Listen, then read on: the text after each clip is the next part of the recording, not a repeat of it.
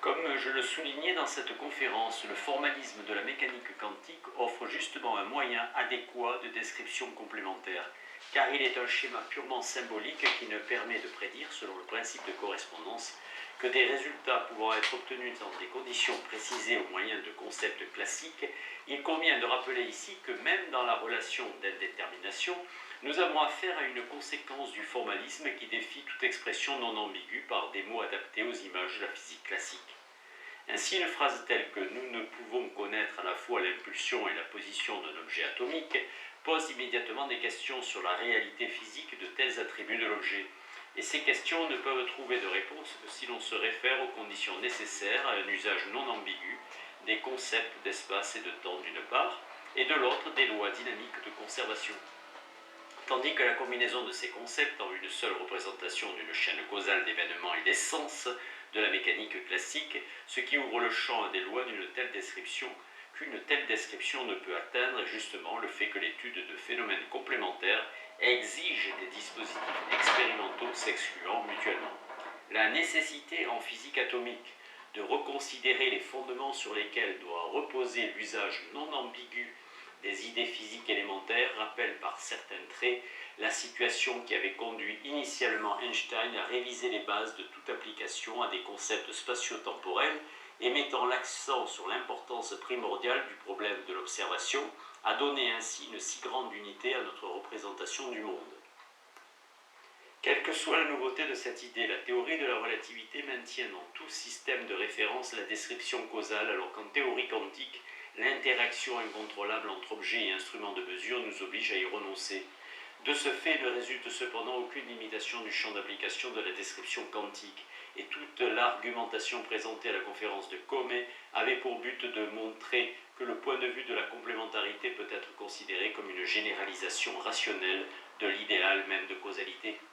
Lors de la discussion générale à Comey, Einstein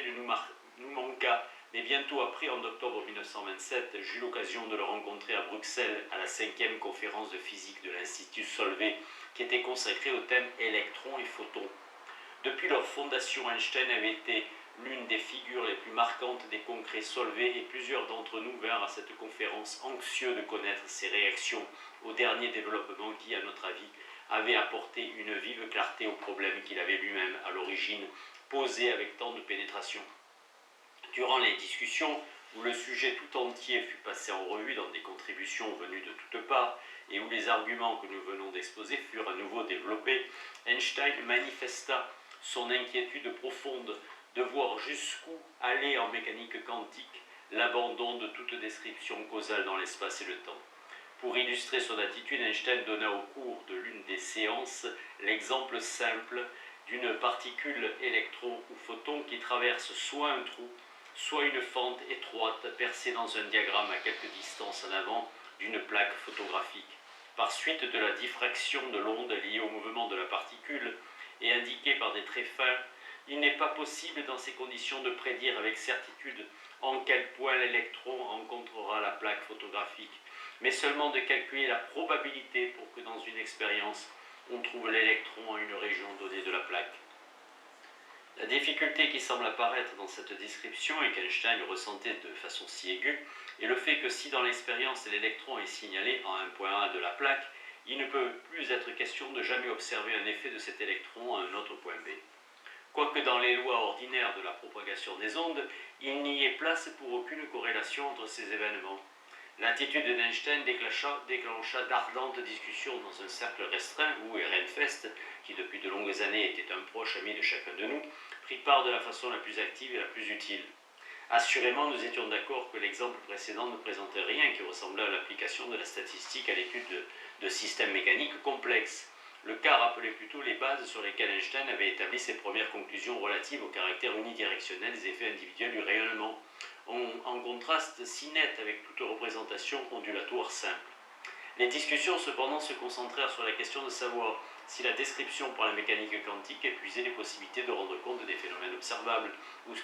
si, comme le maintenait Einstein, l'analyse pouvait être poussée plus loin, et en particulier si l'on pouvait obtenir une description plus complète des phénomènes en faisant entrer en considération dans les processus individuels le bilan détaillé d'impulsion et d'énergie.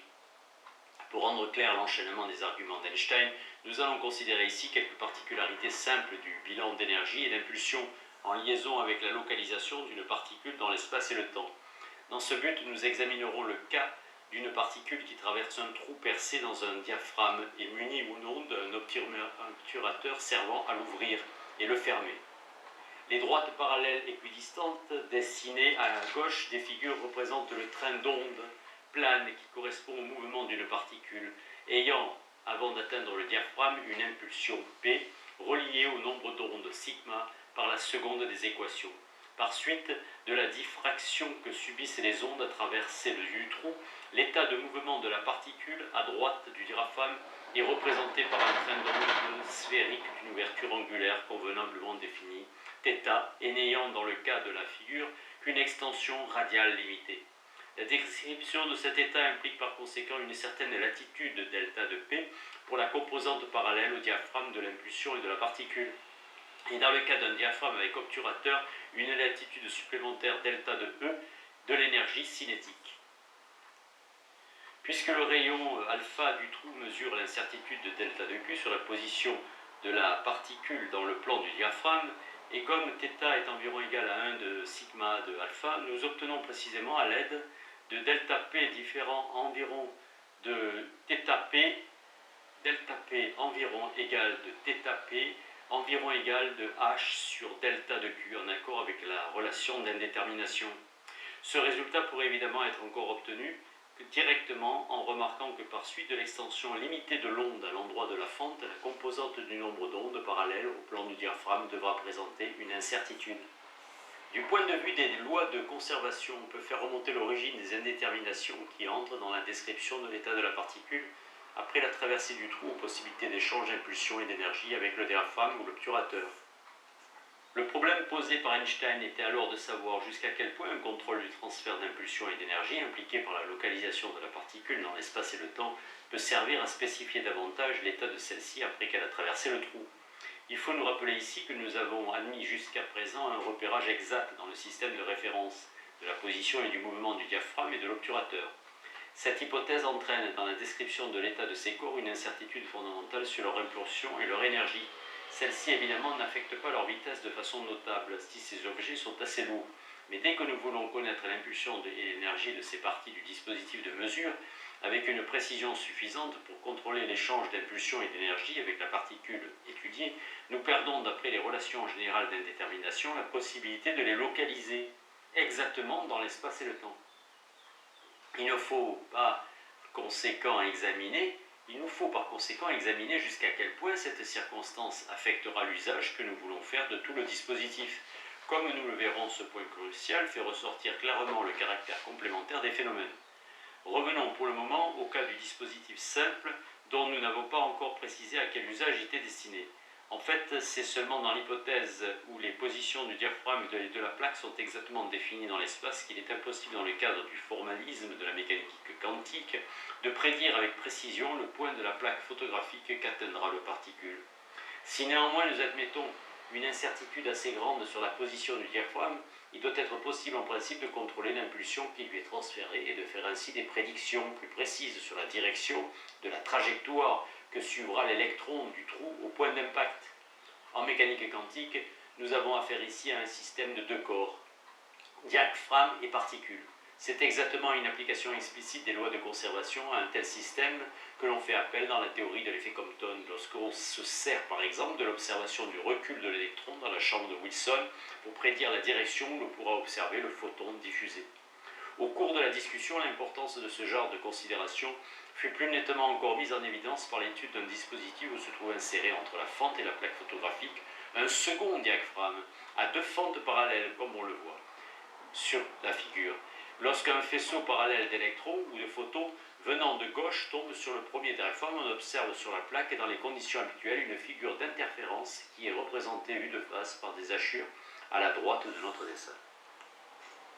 Pour des faisceaux intenses, cette figure est produite par l'accumulation d'un grand nombre de processus individuels donnant lieu chacun à une petite tâche sur la plaque photographique. Et la distribution de ces tâches obéit à une loi simple que l'on peut déduire de l'analyse ondulatoire. On retrouverait la même distribution par la statistique d'un grand nombre d'expériences effectuées avec des faisceaux de si faible intensité qu'à chaque pause qu'à chaque pose, un électron ou un photon seulement atteindrait la plaque photographique. Son point d'impact serait par exemple la petite étoile, dessinée sur la figure. Comme l'indiquent les flèches en pointillé, l'impulsion transférée au premier diaphragme doit être différente selon que l'on admet que l'électron passe par l'une ou l'autre de ces deux fentes. En conséquence, Einstein suggérera qu'un contrôle du transfert d'impulsion devrait permettre une analyse plus exacte du phénomène, et en particulier de décider par laquelle des deux fentes l'électron est passé. Avant d'atteindre la plaque. Un examen plus approfondi montrera cependant que le contrôle proposé du transfert d'impulsion entraînerait sur la position du diaphragme une incertitude qui empêcherait l'apparition du phénomène d'interférence en question. En effet, si ω est le petit angle que font entre elles les trajectoires hypothétiques de la particule passant par la fente supérieure ou inférieure, la différence des impulsions transférées dans ces deux cas sera, d'après égale à h de sigma de oméga, et tout contrôle de l'impulsion du diaphragme assez précise pour mesurer cette différence devra par suite de la relation d'indétermination comporter une incertitude minimum sur la position du diaphragme, de l'ordre de 1 sur sigma de oméga. Si, comme dans la figure, le diaphragme a deux fentes déplacées à égale distance du premier diaphragme et de la plaque photographique, le nombre de franges par unité de longueur est justement égal à sigma de oméga.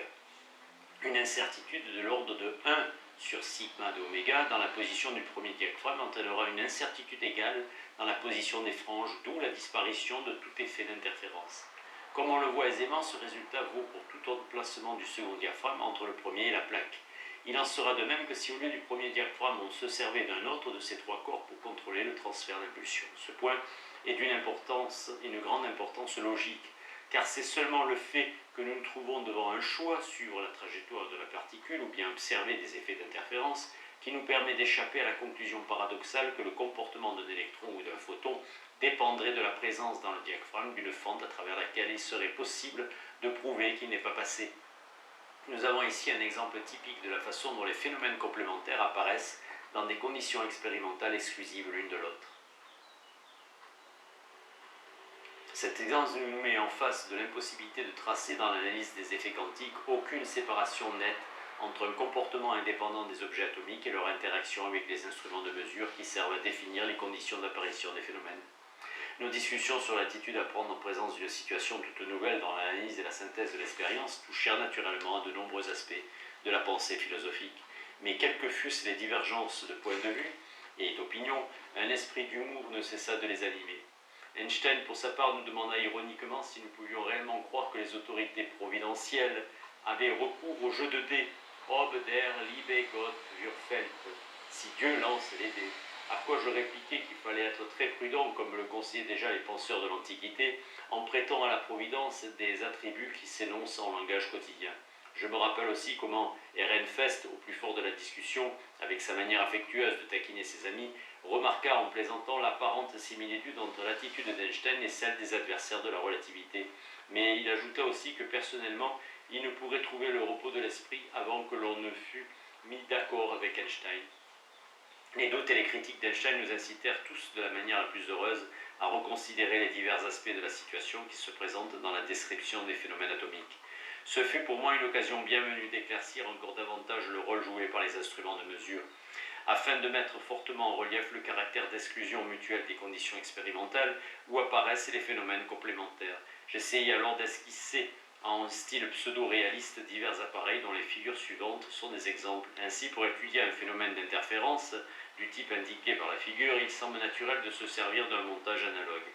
où les porties solides de l'appareil qui servent à supporter les diaphragmes et la plaque photographique sont fortement rivées à un support commun.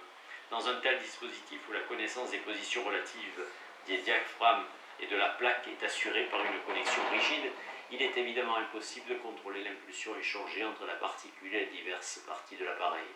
La seule façon de s'assurer que la particule est passée par l'une des fentes du second diaphragme serait de couvrir l'autre fente par un obturateur tel que l'indique la figure.